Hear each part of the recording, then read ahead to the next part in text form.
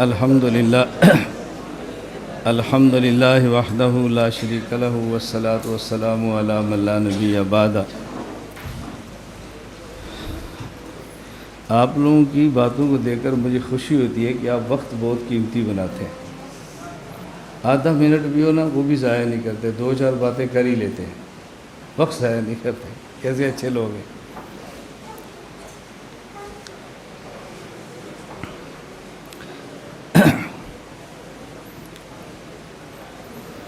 وصفاتہ کلھا بخلاف صفات المخلوقین، اللہ تعالیٰ کی جتنی بھی صفات ہیں وہ صفات مخلوق کی طرح نہیں ہیں۔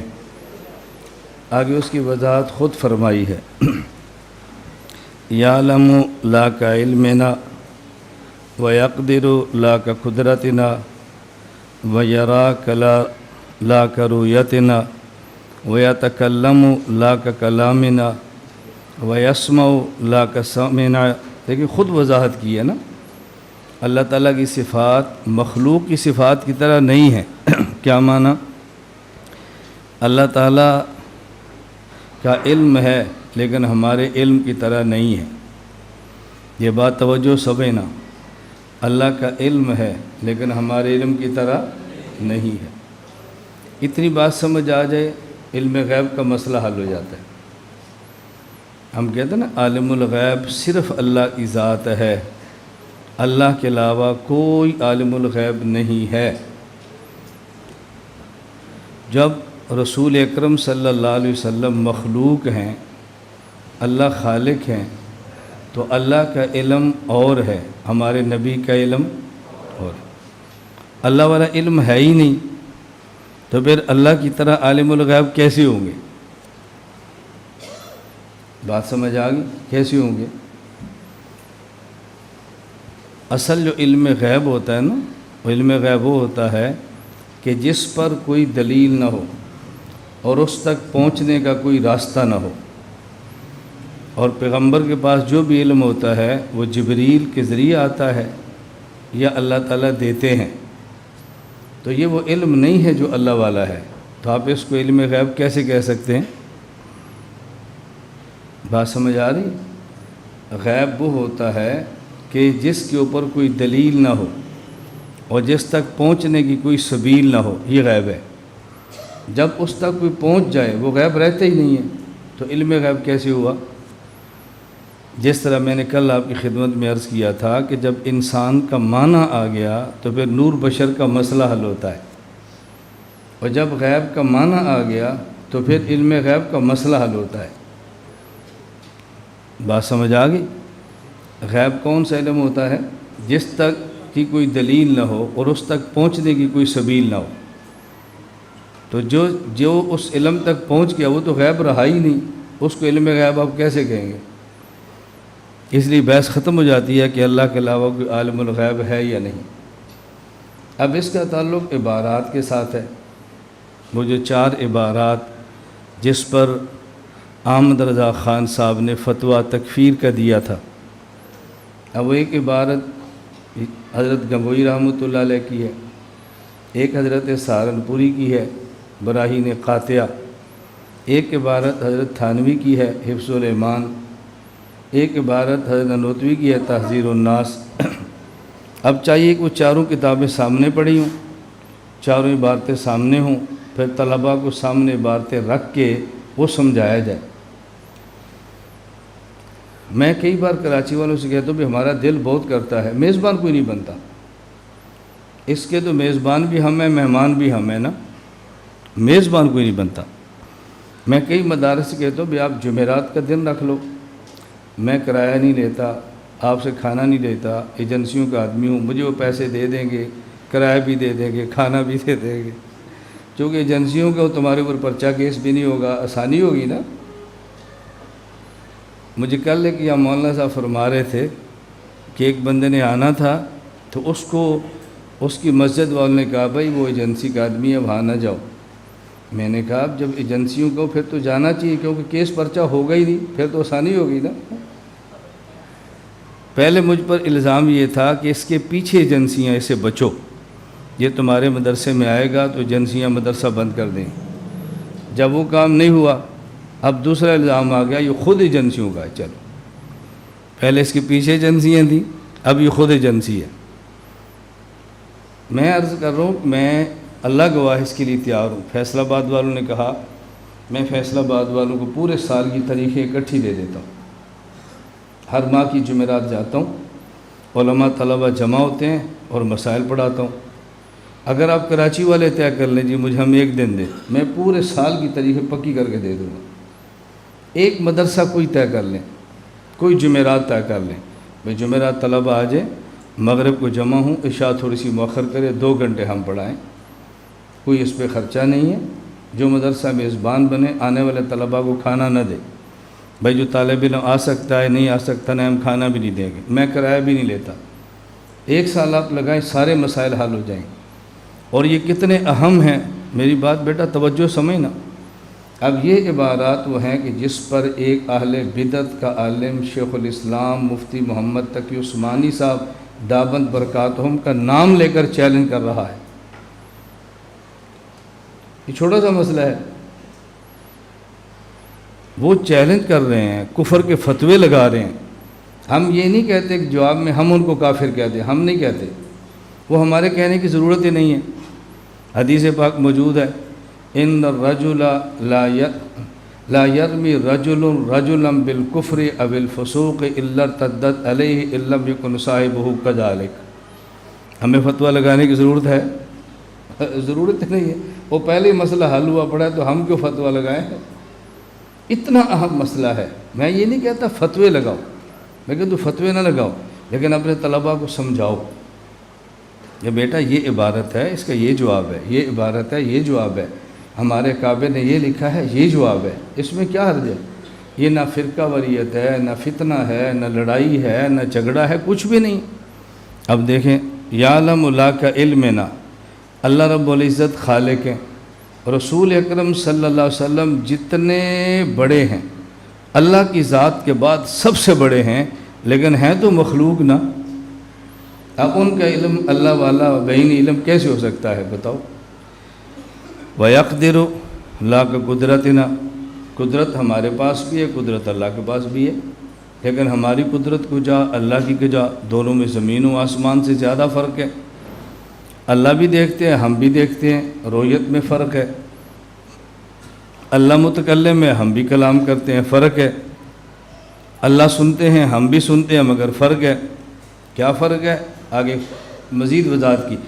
نحن نتکلم بالآلات والحروف، ہم بات کرتے ہیں تو بات کرنے میں آلہ تکلم زبان کے محتاج ہیں، گنگا نہیں بات کرتا. ہم سنتے ہیں تو سننے میں آلہ سماع کان کے محتاج ہے، کان کاٹ دو تو نہیں سنتے. ہم دیکھتے ہیں تو دیکھنے میں آلہ بصارت آنکھ کے محتاج ہے، آنکھ نکال دو تو نہیں دیکھ سکتے. اور اللہ کی ذات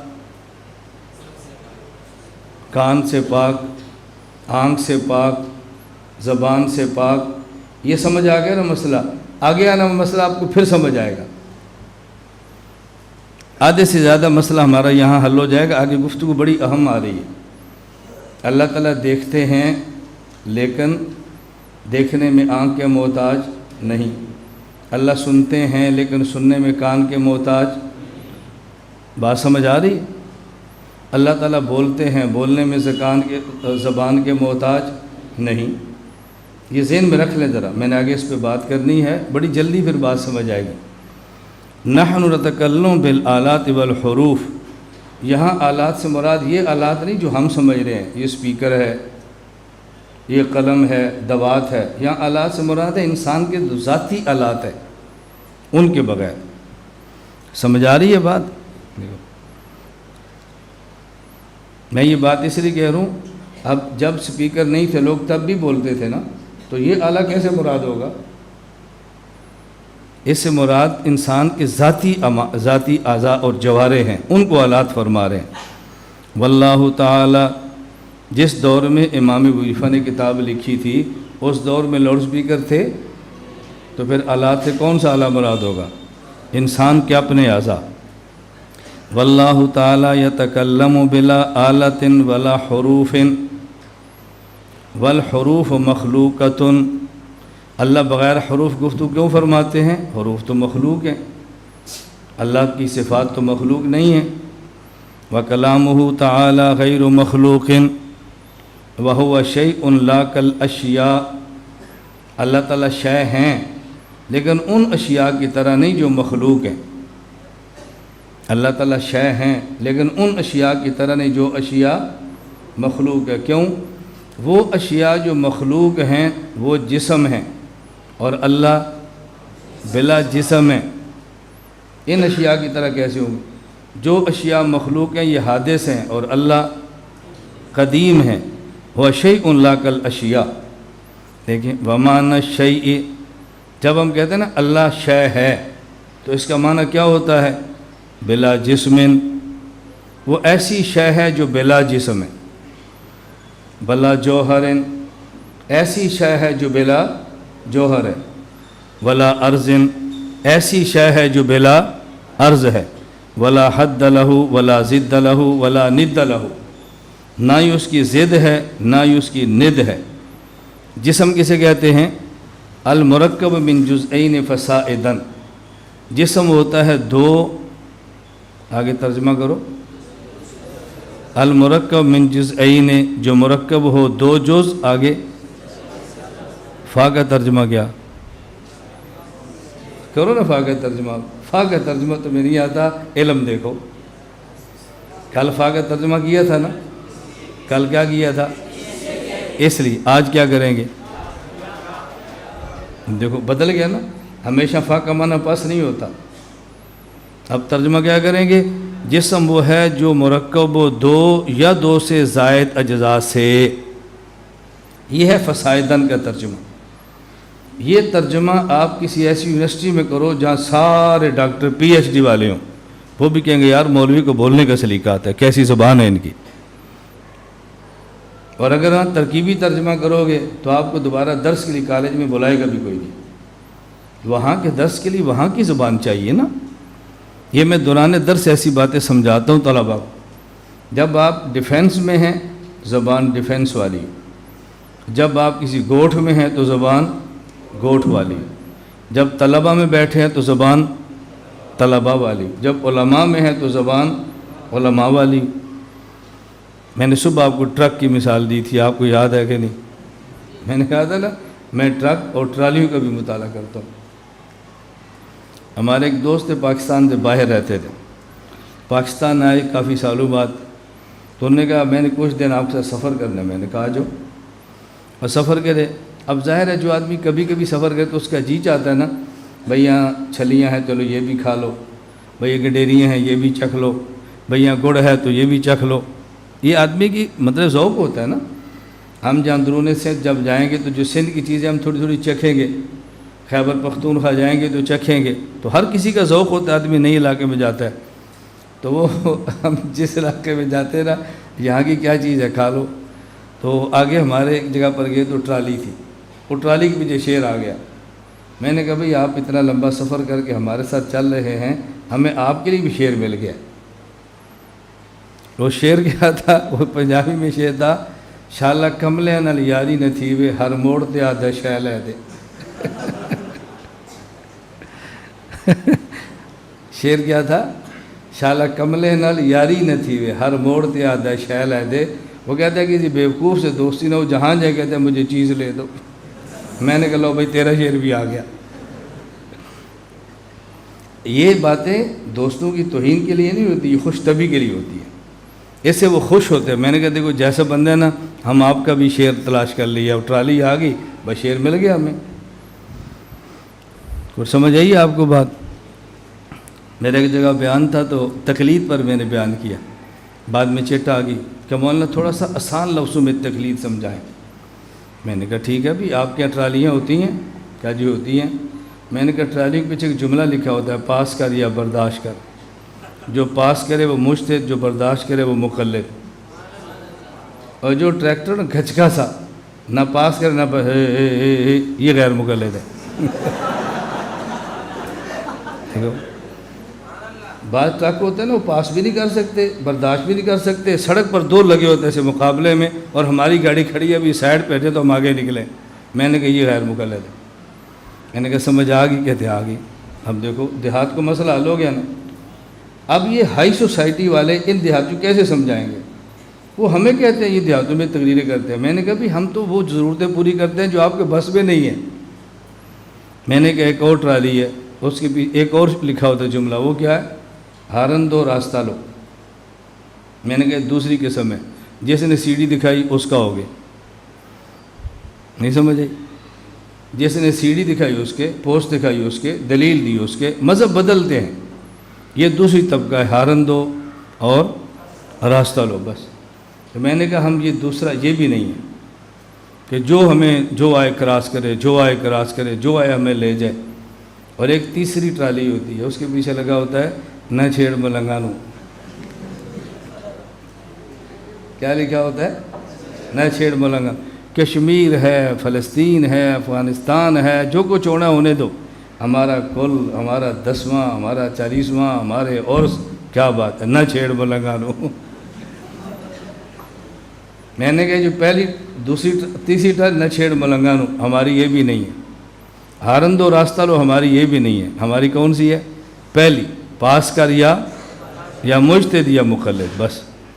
میں نے کہا بھی سمجھ آ گیا؟ کہتے جی آ گیا۔ اب آپ کسی دیہات میں سمجھاؤ جا کر تکلیف، یہ کتنا مشکل کام ہے۔ میں مذاق نہیں کرتا، میں تمہاری ذہن سازی کرتا ہوں۔ یہ کراچی سے پڑھنے کے بعد لڑکے دیہات میں کام کیوں نہیں کرتے؟ اس کی وجہ وہاں مشکل ہے، مشقت ہے، وہاں کی زبان چاہیے، وہاں کی روٹیاں چاہیے، وہاں رہن سہن چاہیے۔ یہ الجھن میں پڑ جاتے ہیں۔ یہاں مؤذن بن جائیں گے، کسی گاؤں میں امام نہیں بنیں گے۔ یہاں خادم بن جائیں گے، گاؤں میں خطیب نہیں بنے گے۔ اور میں پوری دنیا میں کہتا ہوں، پوری دنیا میں بیانات میں، کہ میں اپنے گاؤں کا امام مسجد ہوں۔ میری ہر پہلے جمعے کی نماز ہوتی ہے اور عید کی 2 نمازیں ہوتی ہیں، بس۔ یہ پورے سال کی میری 12 اور 2 تقریباً یہ 14 نمازیں ہوتی ہیں۔ میں اپنے گاؤں کا امام مسجد، اور مجھے اس پہ فخر ہے۔ جب پاکستان سے باہر جاتا ہوں تو ان کو یہ سمجھ نہیں آتی، تو انہیں میں کہتا ہوں میں اپنے علاقے کا چیف امام ہوں۔ اور چیف امام تو پروٹوکول والا عہدہ ہوتا ہے نا، وہ سمجھتے ابھی بڑا آدمی ہے۔ وہ سمجھ آئی تمہیں؟ میں گیا نا، ہانگ کانگ گیا ہوں، ملیشیا گیا ہوں، کسی اور ملک میں گیا ہوں، میں کہتا ہوں میں اپنے علاقے کا چیف امام ہوں۔ وہ سمجھتے ہیں جیسے یہ چیف امام ہے نا، ایسے یہ چیف امام بھی ہوتا ہے۔ بھائی چیف امام تو ہے نا، باقی ہمارے ساتھ وہ ہمارے شاگرد نمازیں پڑھاتے ہیں، جمعہ پڑھاتے ہیں، ہم چیف امام بن کر اپنے لیے پروٹوکول کا لفظ ساتھ لگا لیتے ہیں۔ وہ پھر باہر کے لوگ بھی سمجھتے ہیں بھی ہمارے امام کی طرح چیف امام ہوگا۔ چلو فا کا معنی سمجھ آ گیا؟ بولو۔ جوہر کا معنی کیا ہے؟ کل ممکن لہو قیام بذاتہ ای لیس تحیزہ تابعا لتحیز غیرہ۔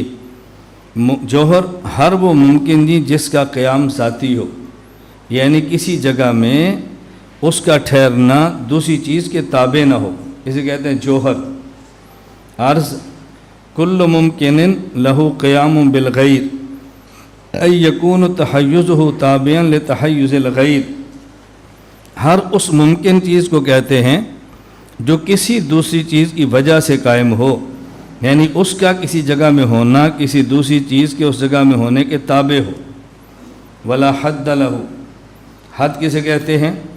النہایہ ہی ما بہ یسیر الشیء ذو الکمیہ الی حیث لا یوجد وراءہ شیء منہ۔